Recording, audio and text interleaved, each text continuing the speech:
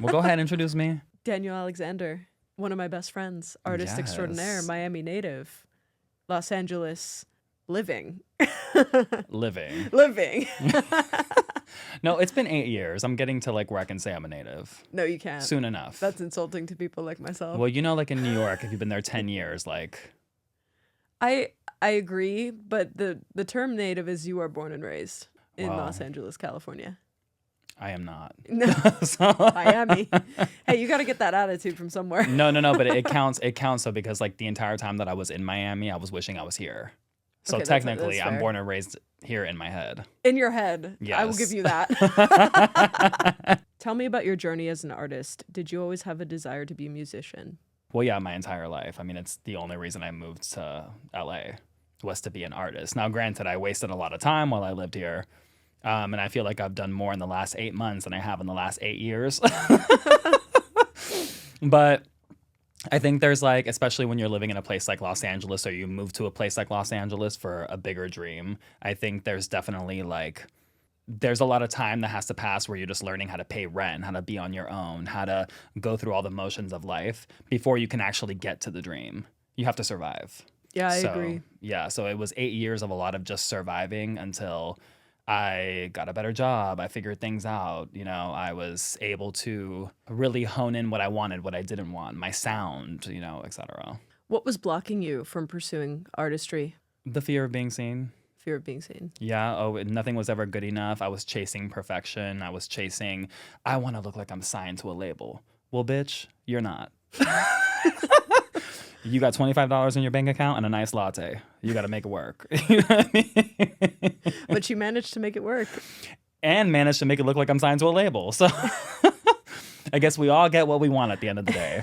But no, it's like chasing perfection. Nothing ever sounded good enough. The song wasn't good enough. And then it's like I was always trying to sound like somebody else until I realized, oh, there's only one me and I'm only going to sound like myself.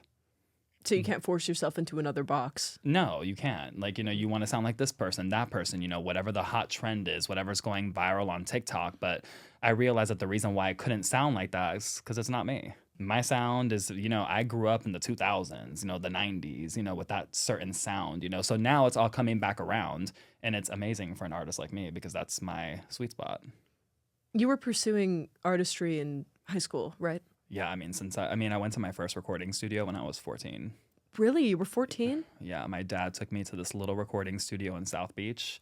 We heard an ad on the radio, and it was like, are you a talent? Are you a singer? Do you act? It was one of those. Yeah.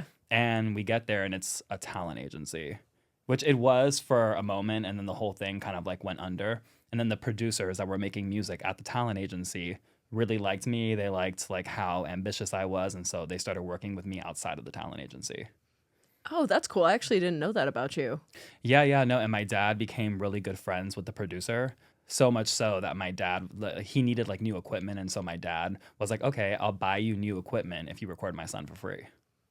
And so all my smart. really early demos are from that producer on a hard drive somewhere.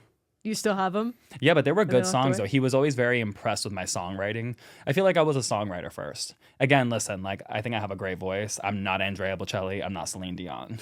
Never claimed to be, don't want to be. Yeah. But songwriting is a big deal for me. So even as a kid, I was songwriting and whatnot. And so he really, really helped me, like, hone in my voice.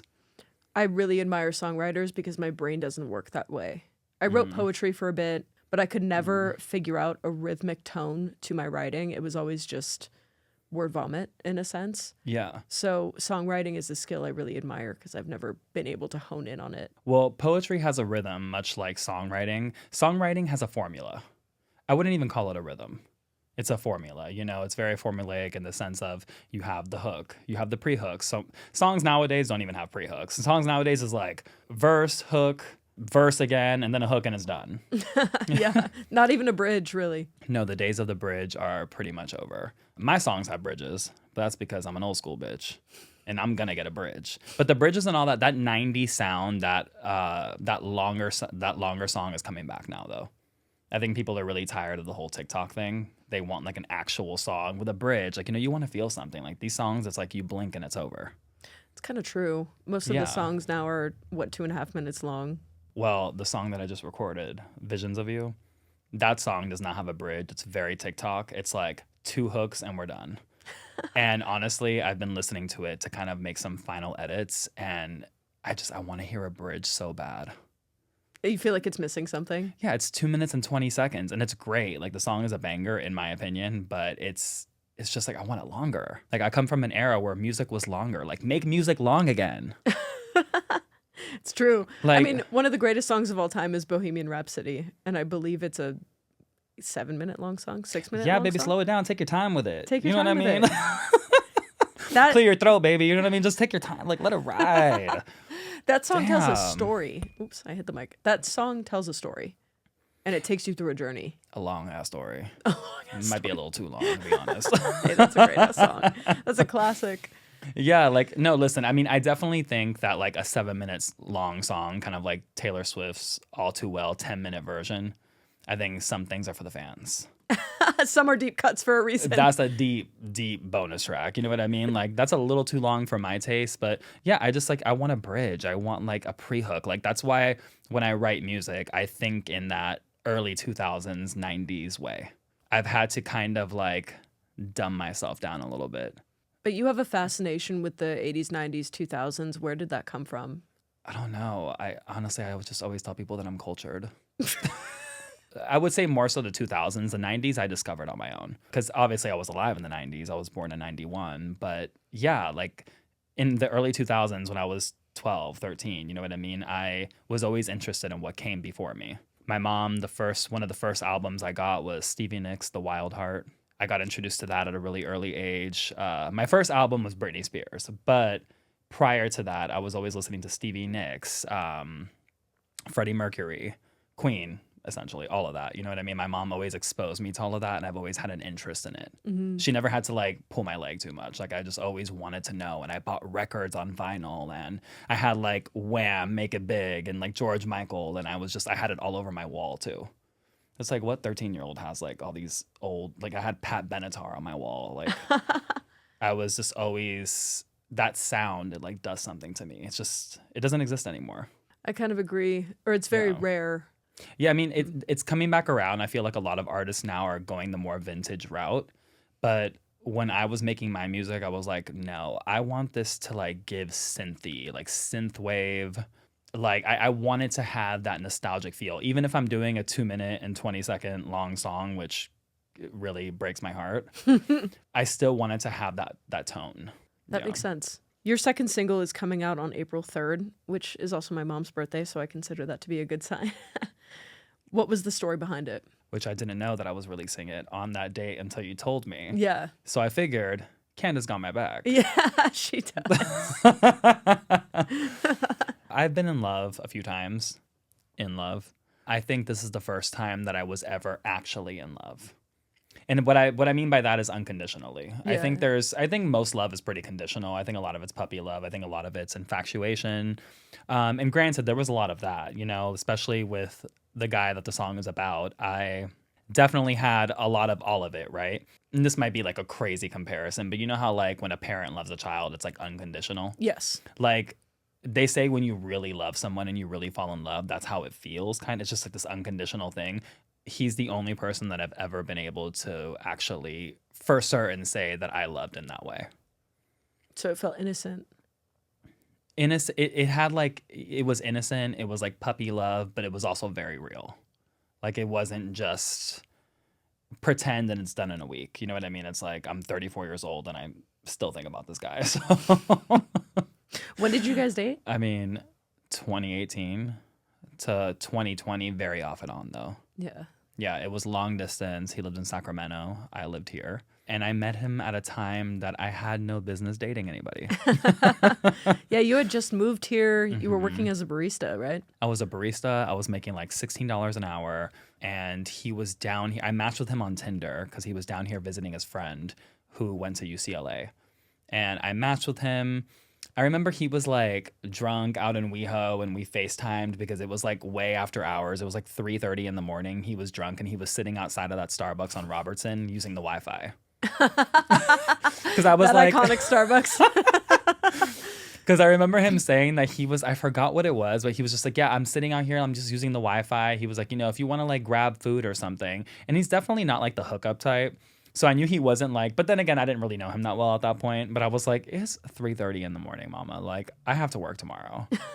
Absolutely not. No. And so we chatted a little bit that night. I thought he was cute, whatever, but I just kind of let it go. Come to find out the next day, I find out that he doesn't live here. Classic, I don't live here, but I'm like matching with people on Tinder, which is so funny that annoys the shit out of me nowadays. When I was caught right in it at one point. So. And so he went back to Sacramento, all that stuff. And I don't know, like it was a really, really rough time of my life. Like I moved across the country. And as I've told you before, like when you move across the country and you're leaving your entire life behind, it's an emotional roller coaster that I cannot explain to you. Unless you've gone through it, it's hard to understand it. You're leaving your family, your friends, everything you know. And you're also leaving with no job. $5,000 in your bank account, no job waiting for you, no friends waiting for you at the other end. Like, girl, I had a family friend and Grindr. That's all you had in your back pocket? Baby, I came here with $5K, Grindr, and a family friend. And I said, I'm gonna make it work. I'm gonna figure it out when we I'm get gonna there. eat this. Don't worry. So I was just like in this roller coaster of emotions, and I had no business being in such a serious relationship or like falling that madly in love with someone. But hey, they always say it happens when you least expect it. And so when he went back to Sacramento, whatever, I think like a month or two went by and we didn't talk. And then I don't know, one weekend I reacted to one of his stories. I sent like a hard eyes, and this was before like Instagram had reactions just ready for you. Yeah. I just purposely was like, oh my God, you're so beautiful, or whatever I said. And within like 15 minutes, we were on FaceTime for a few hours. At the time, I was like really over LA. I just wanted to like feel some sense of like normalcy. Yeah. I was just working all the time. I was so tired, like $16 an hour, paying my rent, living with 2 other roommates. And at the time, it was actually 3 other roommates because one of them was living in the bedroom with his boyfriend. Typical LA. Beautiful apartment, 17 people living in it. Typical just moving to LA type of story. Girl, except that we weren't in some like broke down apartment. It was very nice. But like, again, we afforded it because there were 17 people living there. And so I was just really over LA. I called out of work the next day. I had like the following day off, and I said, yeah, like, do you want to meet up? And he's like, yeah, I would love for you to come. How stupid were both of us? Like, wanting to meet each other and inviting each other over. One lives I'm 6 hours away. He's over there. He lived with his mom. He's like inviting me to come over to stay with him. Oh, that's so cute. His mom's always at work, and he's just going to tell her that I'm like a close friend of his or whatever, and that I need to stay for a couple of days. And I'm like, okay. So even at one point, he said that he was going to leave if he was still at work, that he would leave the key under one of the planters. I'm like, you don't even know me that well. The whole thing was insane. It was complete insanity. But I got into my car and I drove 6.5 hours away to go meet a guy that I barely knew. And yeah, I pulled up to his house, nervous as hell, because it turns out that he wasn't going to have to leave the key under the planter because he got off early. And so he's getting out of his car in his work outfit as I'm pulling up. It was very much like at the same time. Yeah. And I saw him and I said, holy shit. I just knew. Has never happened again since then. I have never looked at a guy and been like, oh, I just know. It's more so like, oh, I just know you're full of shit. I just don't trust you. Since that, every time I look at a guy, I'm just like, I know you're full of shit. Ugh. I just know you're going to disappoint my ass. Ugh. Yeah, I understand that feeling though. I felt that twice. You know this, I've been in love twice. Yeah. The first time I really fell in love with somebody, I drove down to San Diego to come meet her. Again, after FaceTiming once, she walked out of the house. I will never forget the outfit she had on either. She had a Led Zeppelin t-shirt on with the khaki pants. I sound crazy as hell. Oh my God. And I saw her and I was like, oh shit. Yeah, I'm in trouble. I knew immediately. I brought flowers and I brought a bottle of champagne because I knew I was going to like this person. Yes. You just know. You just know. I knew. I spoke with her on FaceTime for maybe 2 hours prior to that. So when I drove down there and I saw her coming out of the house, I was like, oh man, I am in deep and utter shit. Pure shit. Stepped right in it too. Stepped right in it. And I had that innocent puppy love with her. And I haven't felt that since. I've been in love one more time since then, but that type of love was very different. So I understand what you mean when you say that you see a person and you're immediately, oh God. And I believe in that. I believe in that. I don't ever want to second guess myself with that again. I think after him, it was a series of relationships where, especially my most recent longest one, and it's no shade to him. He's a great guy.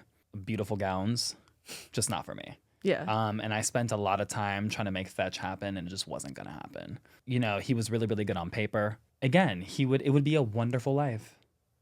A wonderful life. And I will wake up at 40 years old and look over at him and be absolutely miserable. And I said, yeah, absolutely not. Like, you shouldn't compromise yourself for stability. I agree. And I also think you and I view love similarly. Yeah. I'm a very passionate person. Dramatic. It's, in a good way. In a good way, yes. Not the toxic type of drama, but it should be, at least in my opinion. I don't think every single person feels this way, but I think it should be passionate. It's so cliche, but we really only live once. Why would you deprive yourself of that passionate, deep love? I know. Why? Also, when it's possible. It's 100% possible. Yeah. But the thing is that a lot of people, they don't want to be alone. You'll find like 90% of people, and I say 90, are in these relationships that they actually really don't want to be in. Like, they may love the person, they may have a really amazing life, but it's always missing something, because for them it's more important just to be with somebody. For me, I'm not like that. I don't serial date. I don't have a boyfriend every weekend. I mean, well, there has been a time or three, but it's like, that's for fun. You know what I mean? But I'm talking about like seriously dating these people who are in and out of relationships like they are like fitting rooms. This is not like one size fits all. You know what I mean? Like, you should take the time to actually sit with your thoughts, think about what you really, really want. But no, people are addicted to the up and down, the highs, the lows, all the drama. You know what I mean? Instead of just getting with someone who can really, really like support who they are as a person. And for me, my last relationship taught me that I really need somebody who knows how to love me. I don't want to sit here and like write you a manual on how you're supposed to care for me. If I tell you something bothers me, fucking listen to it.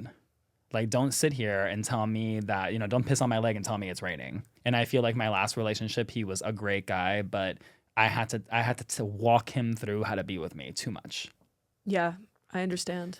I think a lot of the guys that I've like entertained since that have been that way. But with him, it was just so easy. And I feel like when love is easy, that's a sweet spot. That's really where it's at. Because like there are going to be things that are going to be difficult. Life is hard, right? Like, even if you find someone who you're so compatible with or whatever, like, you're going to have drama, you're going to have issues, you're going to get into fights, arguments, you might not see eye to eye, but you still like that person. You still love them. Even when you hate them, you love them. Listen, Tanner got on my fucking nerves all the time. Like, I'm over here trying to paint this romantic picture, and it was romance. Because even when I was livid at him, and there were times that I looked at him and I wanted to curse the day he was born. He just pissed me off, or he was so irritating. But I wanted him to irritate me forever. And that's the difference. That's the difference. Yeah. And it is possible to have that type of relationship where the person does support you. I believe you should come home to a person who makes you feel like you're at home. Yes. Simple as that. But you can have that and the passion. I have experienced it firsthand. Before my dad came into the picture, my mom was with very, very toxic men. And she didn't understand what she wanted. She wasn't good at understanding exactly what she wanted or what she deserved in a partner. My dad came around and he was the first man to treat her well in basically her entire life. She had always attracted one toxic man after another. I never witnessed that firsthand, obviously, because I wasn't born. I wasn't alive during that time period. Right. But I watched my sister do the exact same thing, date one bad guy after another. And she knows this because she and I have spoken about it. I watched it as a small child, and I was like, I will never do that to myself. I won't make that mistake.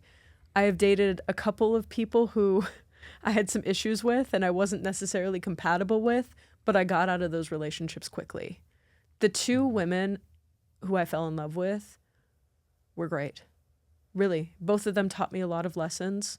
I wouldn't change anything about those relationships. We just weren't right for each other. Both were very good to me in their own ways. Yeah, no, I get what you mean. I think that you can be with someone who is, quote unquote, has a lot of good qualities and they've done a lot of good things for you to help you, whatever it may be, but they can also suffocate you. Yes. Just because someone Yes. is there for you and it gives you comfort and here, like, what are we gonna have for dinner? Da-da-da, like, it gives you the whole fantasy. Does not mean that you're not silently suffocating the entire time. And Yeah. the second I got out of that relationship, my life just went exactly like I knew it would. I said, I can't be in this anymore. It's not for me. This whole life, everything, all of it is just not. This is not how I see my life going. And remember, I told you one of the last things I told him was, I'm going to wake up one day and we're going to have a beautiful house. And there's going to be 2 G-Wagons parked out front. And I'm going to be stable and we're going to have a lovely life. Planned dinners. Everything's going to be just set up. And I'm going to wake up one morning. I'm going to look over at you and I'm going to fucking hate you. Get it through your head. It was just very, and I said that out of spite. Obviously, I was not in the best mental state when I said that, but I still stand on it. Yeah, because Yeah. he wasn't the right person for you. Yeah, it was Good miserable. person, but not the right person for you. Not the right person for And me. I think you and I have this in common, which is kind of rare, especially in a city like LA, where it can get very lonely. I understand why people are afraid of being alone, and I understand why they settle for their relationships Yeah. that they're in, because they'd rather be in those than be alone. You and I are the opposite. I would rather be alone than be with the wrong person. Girl, get the fuck out of my house. I would much rather be alone than be with the wrong person. Get out of my apartment and get your shit out of here too. And that's not to say that I don't get lonely. I struggle with loneliness, but I would still choose that over being with the wrong person. 100%. I would rather be lonely all day and all night long. I can do whatever I want. I can eat whatever I want. I don't got to ask you what you're in the mood for. The only thing that matters is what I'm in the mood for. That's the thing. And being in a relationship is, especially when you truly love the person, is a gift. I think that's one of the Yeah. reasons we're alive. Loving people is, I believe, the main reason we're alive. No, it is. And you know what's crazy is that I lost myself for a while, right? Like, I feel like when I lived in Miami and before I moved here, and then even when I moved here, I don't know, I used to have this ability to, like, I still romanticize life like I'm an artist. Like, even, believe it or not, like, I'm a little rough around the edges, but in my head, it's like always a song. Like, when I walk down the street, sometimes I like imagine that I'm in a music video. Still to this day, it's like a very childlike quality. To this day, I will be in my apartment at night and I will act like I'm playing Madison Square Garden all by myself. My downstairs neighbors hate me because I'd be stomping the yard. Girl, you would have thought it was the Mispossessive World Tour. Bitch, I'd be giving it down. Oh, you don't want to You open know your room me in with that the hairbrush. apartment. Girl, at 34 years old, I'm still playing a sold out show. Mama, get your tickets now. They're going quick.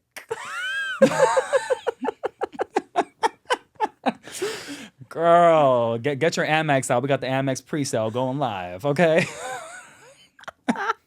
It's just you in your apartment. Oh. Listen, there are a lot of men out there that would pay for that. Gladly. Slaying the girls down, honey. No. I'd be giving it. But honestly, though, in a way, it's like, I don't even think it's that delusional. I'm like, no, I'm actually doing this. I'm putting out music videos. I go viral all the time. Like, actually, this isn't really that delusional. Like, you know, it's going to happen. At some point, it's going to give. You know what I mean? So I found that for a few years there, especially while I was with you know who and all of that. Even prior to that, a little bit after, I turned cold. There was a guy that I met after Tanner that just completely love bombed me in every sense of the horrific psychological way that you can love bomb somebody. He just destroyed me into a million pieces. And I have never been the same since that. Something definitely changed. Like 100% in me, something went off in my head. I just became very numb and I'm still coming out of that to some degree. I think that I'm a lot better now. I got back in touch with that innocent side of me because for so many years, I was just very like hard. Yeah. Like very rough around the edges, I just wasn't as open to it anymore. And something definitely shifted because I think that there's a lyric in the song called, that I dedicate to him actually. It's called, "You drove me to paradise, then threw me out of the car. Saw me in the rear view bleeding from my heart. And like, you could have stopped, but you didn't. You kept going." And that's exactly what he did. Like he threw me out of the car while he was going at 100 and just left me for dead. And then pretended like it was my fault. My problem, I should just get over it type of thing until he apologized to me 3 months later. Yeah. Piece of shit. Like, honestly, I think that is like the most horrific thing you can do to somebody is lead them on like that, especially when you're sitting there and, because I don't know, like it had to have been real to some degree because you can't fake that. It was real. Like, he told me he loved me first, which is the crazy part. So I just think something happened. And I don't know, I think also too, like when you're love bombing someone that hard, I think there's like I don't know. Like, I'm not a therapist, but there has to be something though. And my mom, I was like racking my nerves over it because I ended up flying home because I was so devastated. And when have I ever acted like that over a guy that Never. you've I've seen? never seen that. That was the last time. But I used to be that dramatic, like where it would just pain. It had me in so much pain that I was like crying. I flew back home, and my mom goes, you know, you want to sit here and talk about how this guy is not that bad of a guy, and this, that, and the other, and that he's just not ready. She goes, there's something wrong with him. I don't care what you're sitting here telling me. Anyone who is going to drop somebody after all of this passionate, crazy thing that you have, he is not normal. You need to get that through your head. And she just kept like repeating that. And now obviously I see that. But yeah, I think that these like experiences have the power to turn us cold, you know? And so as of late, I'm coming out of that. And I found that I'm a little bit more open to love. But on the other hand, too, I'm weary of it because I spent so many years just like dating these guys and like being with them for a couple of years and falling so passionately in love that I completely like forgot about my dreams. I was so focused on guys that like, when am I going to fall in love with myself? Never. I was never in love with myself. I was loving them so that in a weird way I could love myself.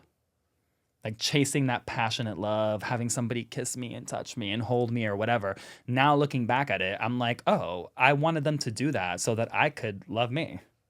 And that's insane, but well, it's not insane. I think it's pretty normal, but like, now that I am getting everything that I want and I built it by myself, brick by brick, and I'm doing all of these things and I'm putting myself out there and it's working and people like my content and they like seeing me or they come up to me in public and they like talk about a video that I did or whatever and like it's like slowly happening. Not one of these guys got me there. You did. The answer was me the entire time. And I knew it. That's why I was like so like there was just something missing and I was chasing it with these dudes that are giving me these highs, but really it was just all in me the entire time. It was me that could have given myself that. Now I have the opposite problem where it's like, I don't even want to leave my house to go meet a guy because I have everything I want. I don't need them to buy me a meal. I don't need to like feel that. Like what makes me happy is like recording a song, getting this music video together, watching myself be like the quote unquote pop star that I always wanted to be as like a kid.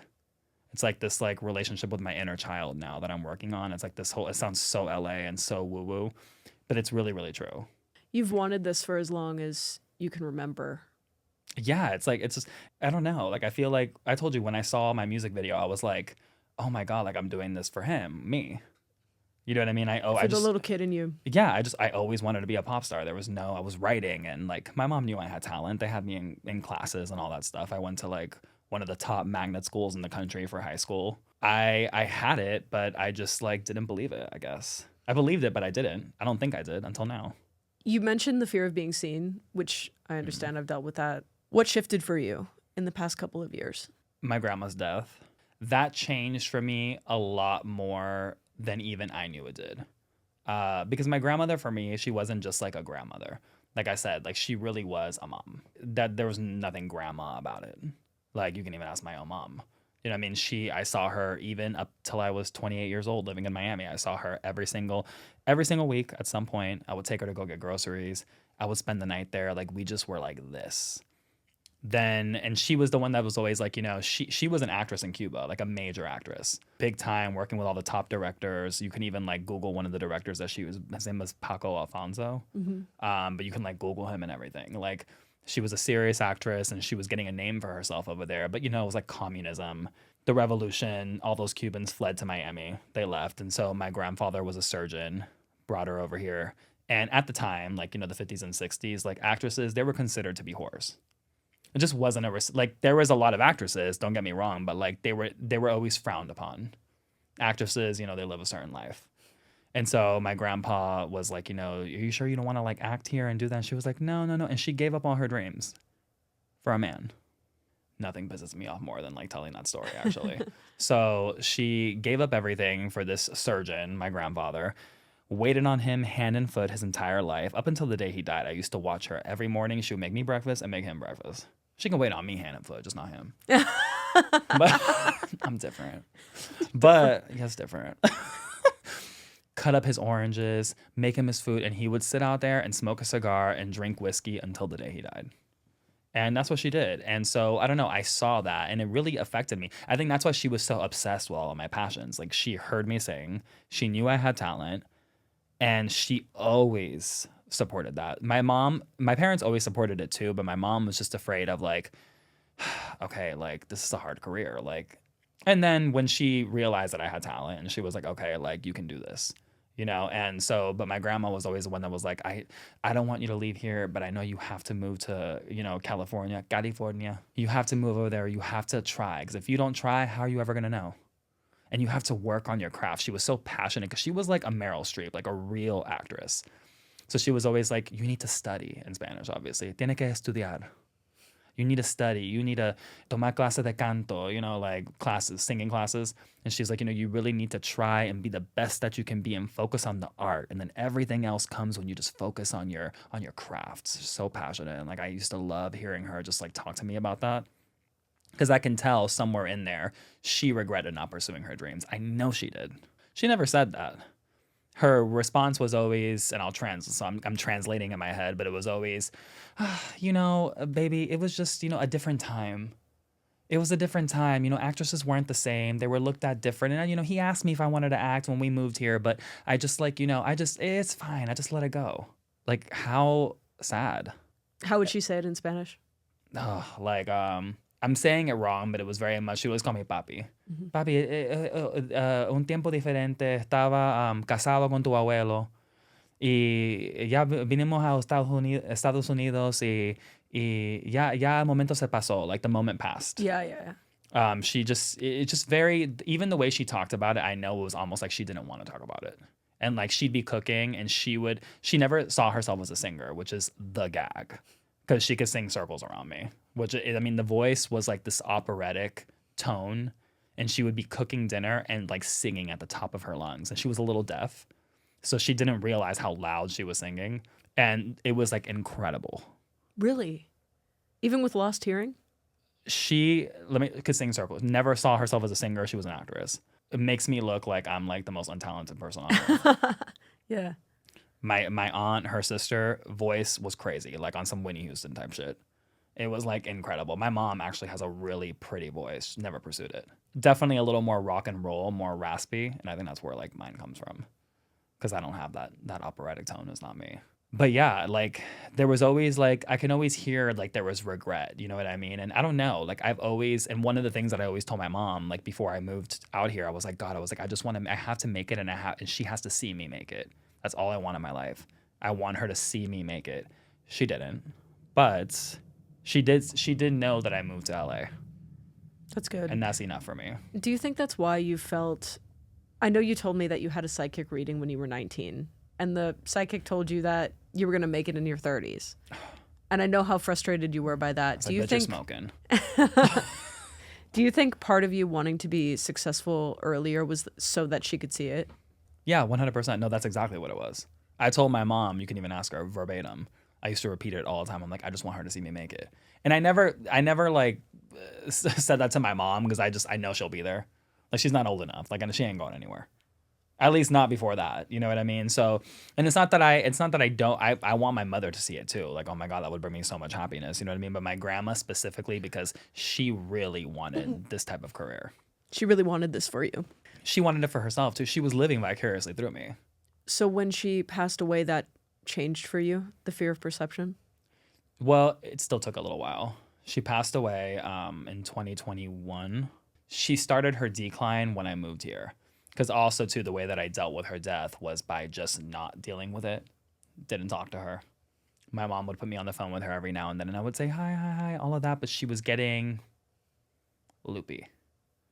She ended up moving in with my mom finally. And it's weird because she forgot who my mom was. My mom and her have always had a very interesting relationship. Sometimes not the best. My relationship with my grandma is very different than my mom and her's relationship. They became close later. The crazy part is that she forgot who my mom was through like the thick of her dementia, like thought my mom was like kidnapping her, you know, like they think things that are not real. Yeah. And didn't know who my mom was, but she never forgot who I was. That's what my mom would say. And then I would come visit and you can tell she kind of like didn't even know it was my mom's house, but she never forgot who I was. In fact, she would see me after not seeing me for 3.5 years. Do you want something to eat? and like would just start cooking me food. Knew exactly who I was. My mom was like, listen, if she's cooking for you, just watch her because she'll leave the stove on. She never forgot who I was, which I find very interesting. Yeah, that is interesting. She viewed you in a very special light. Totally different. Yeah. I know in the past couple of years you got sober. You don't remember this conversation. I do. Hilarious. But you and I were sitting in Swingers Diner. I think vaguely. Weren't we sitting in the booths that were up against the window? Yes. Vaguely. Yeah. Vaguely. Yeah. You told me I'd been sober for maybe 6 months at this point, and you sat me down and said, I'm done. I'm done partying. I'm done drinking. I need to pursue my dreams. I'm not going to lie. At the time, I was like, okay, Well, we'll see what actually happens. But I also know that you're a man of your word. If you say you're going to do something, you follow through, and you have followed through. What sparked that change? I had a voice in the back of my head. I told you, it's like very like, it's again, I hate talking like an LA cosmic woo-woo bitch. I hate it. But there are some things that are just undeniable. And I quite literally in the back of my head, I was just like, I want this so bad. And I think the reason why I'm like drinking every weekend is because I want it so bad, but I'm like stuck and I can't move. Like, I just like, what do I do? Like, how do I do this? I don't know. Like, also like social media was kind of intimidating for me. I don't know. I just never resonated with it. I was like, well, I don't want to make stupid videos on YouTube, and I'm still not making videos on YouTube. I'm making music videos. But, you know, I also come from a time of like when you want to make it on the internet, it was you doing covers on YouTube. Well, as we all know, a cover star on YouTube very rarely turns out an actual pop star. Only a couple. Tons of people got record deals, whatever, but they never became artists. Not really fully. They were just cover girls. And I'm not a cover song singer. And so, I don't know. I just always was very adverse to that. And yeah, I had just had a voice in my head that was like, if you don't stop drinking and stop doing this bullshit, you are never going to go anywhere. The last time and the loudest that I heard that voice was on the cruise. And I will never forget, we were walking up the steps after doing that stupid ass slide that I didn't want to do. And I just had that voice in the back of my head, like really strong. And that's why on that cruise, my drinking was so far and few between. It felt like it was like poisoning my body. Like I just didn't want it anymore. And I was like, yeah, I just need to stop. And then I had that one Sunday fun day. I woke up that Monday. You and I were walking through Larchmont, and I was in this hole, almost like I had like done a ton of like drugs. Like I was in this hole. I felt depressed, and it's just basically being hungover. But it was so bad that I was like, I can never feel like this again. And that was the last Sunday I ever drank. That was almost 2 years ago. Yeah. That was about 2 years ago. Do you fear someone deterring you from the path, or do you think you've built enough discipline within yourself at this point to not let a man deter you from your path? Oh, no, a man can't take it away from me. I'm not even worried about that. They can't take it away from me, but a relationship requires a certain amount of work. It does. That's true. And I don't Healthy mind, or toxic. Healthy or toxic. And I don't mind putting in that relationship. It has to be the right relationship. They have to really see me for what I am. And also, I don't want them competing with me. I don't want another person that wants to be a show pony. That's not what I want. I'm very self-aware. I know exactly who I am. I know what I like, what I don't like. I don't want to date another artist. I don't mind if it's another artist, but they can't be doing what I'm doing. Too much of direct competition. No, absolutely not. I'm not putting myself through hell like that. For what? See, you and I operate differently in that regard. No. I don't necessarily care. If I'm dating another artist and they put out a record and it does more streams than mine, no, absolutely not. Bitch, get out of here. There's only room for one of us, not two. Yeah, I don't care about that. I'm like, go off, girl. Do you. Do whatever you want to do. No, but not me. I'm drawn to the creative type, but I've never been interested in a person who hosts a podcast. I feel like that's really specific. But I am drawn to the creative type, for sure. Yeah, see, I'm not. Well, you like the more business. I do. Yeah, I'm not. I don't think it's possible for me to fall in love with a singer. I'm not attracted to it. Like we're a different breed. Like I'm not. It's crazy. I'm not attracted to what I am. Just not. It's true. You know, a lot of people, they say that they date themselves. I don't think I date myself. I don't. The guys I date, there is a difference between them and I.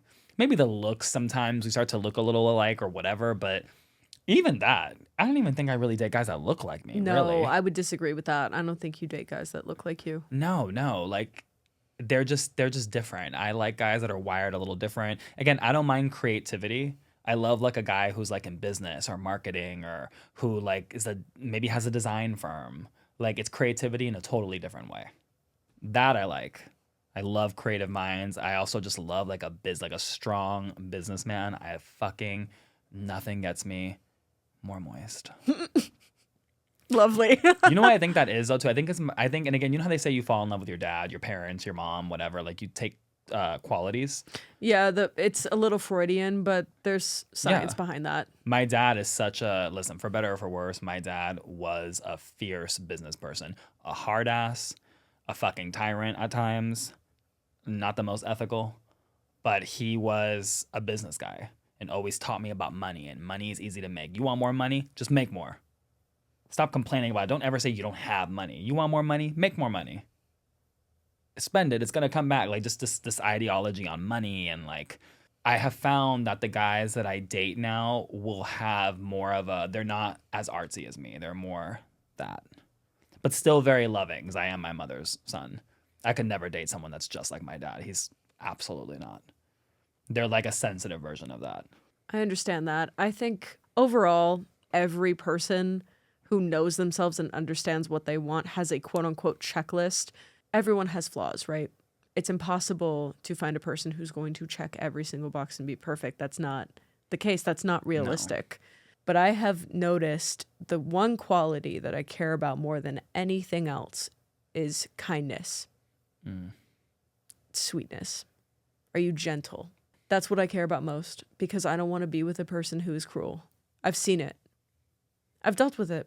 I think my version of that, I use the word affection specifically. When I'm talking to a guy, I'll be like, I'm really into affection. If you have issues showing affection, we are not for each other. Yeah, I'm the same way. I'm a very affectionate person. Yeah, I put kindness over everything now. If you're unkind, I'm not going to waste my time. For me, it's kindness and have your shit together. Do you think, I know you had that innocent love with Tanner. Do you think you could replicate that in another person after all this time? Yeah, I think so. You think it's possible? I do. Yeah, I know you and I differ on that. Well, it's not that we differ. I think I can. Yeah, I want to. I'm open to it now. I want to feel soft with someone. You know, now that I'm getting everything that I want slowly but surely, I feel like I'm slowly starting to get the capacity to love in that way again. I think that those were simpler times. Not simpler, but simpler in the sense that, again, I had no business being in love like that. I had no money, moved to a new city. I was a nightmare. I was just everything up until this is the most stable I've been in my entire LA journey. Yeah, I think that I have the resources, the mental resources, just like in general, to support that kind of love again. That makes sense. Yeah, I don't know when it's going to come.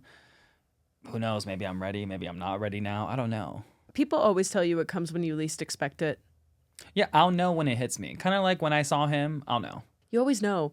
I always find that the overcomplication and maybe this, maybe that, trying to force it, never works. No. You either know or you don't. It's pretty simple. I will say timing is everything. Because if I go back to that relationship, I definitely, he wanted to move to LA.